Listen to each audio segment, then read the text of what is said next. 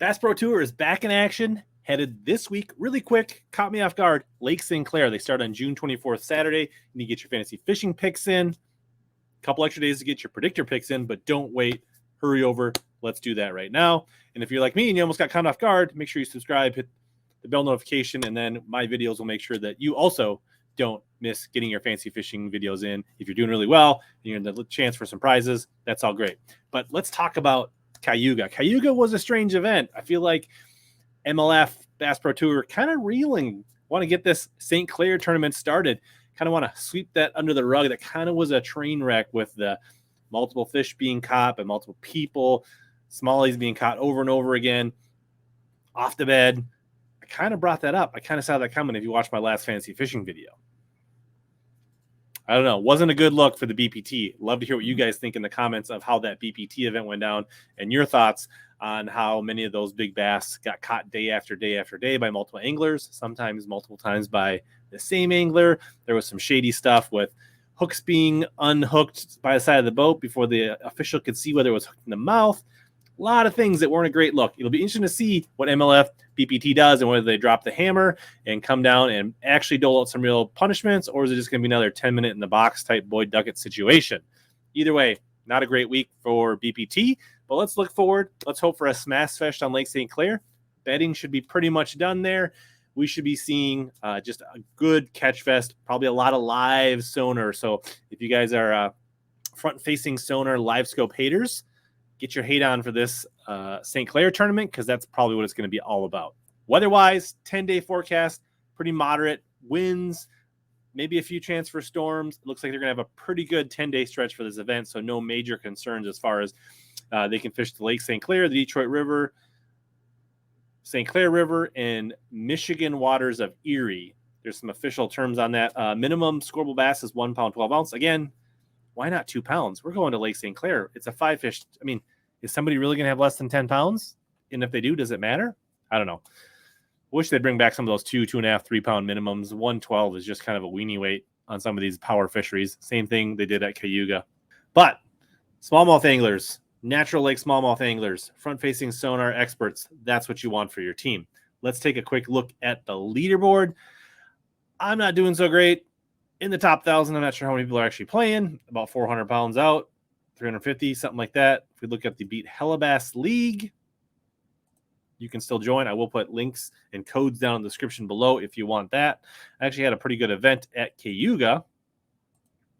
Overall, top 45, also about 300 pounds. Benjamin Bunting in the lead with just 2 events left. After this, they take like the whole month of July off, and then we have an August tournament on Saginaw Bay. So a bit of a breather, at least for the BPT Fantasy Fishing after this. If you want to get in on some of the prizes and join the Beat HellaBass, you still can if you think you can catch them. But up for grabs, $25 gift cards for Super K Jigs. Thanks for them for supporting the contest and the MLF Fantasy Fishing.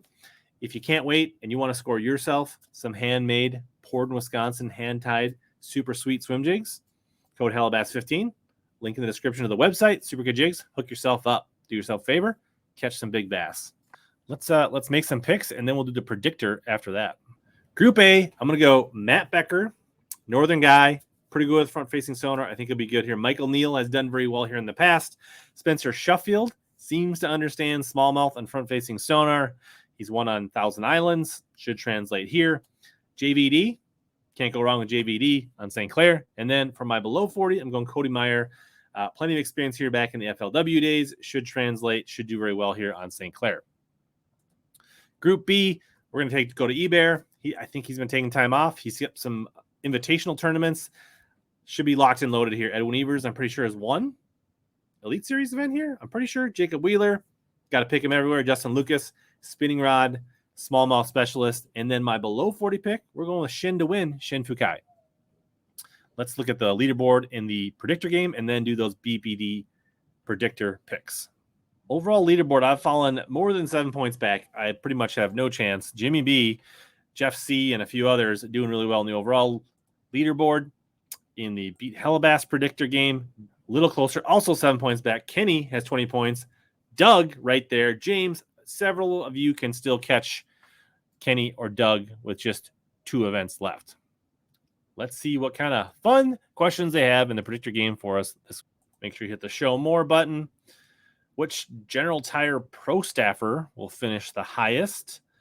Bum, bum, bum, bum, bum, bum. I'm going Edwin Evers, even though Ott's in the AOI hunt. So which 2021 top 10 from St. Clair will do best here? I'm going to go Ivina. Coming off a win, momentum.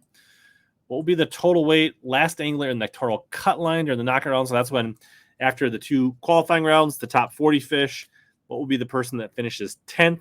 What weight will they have?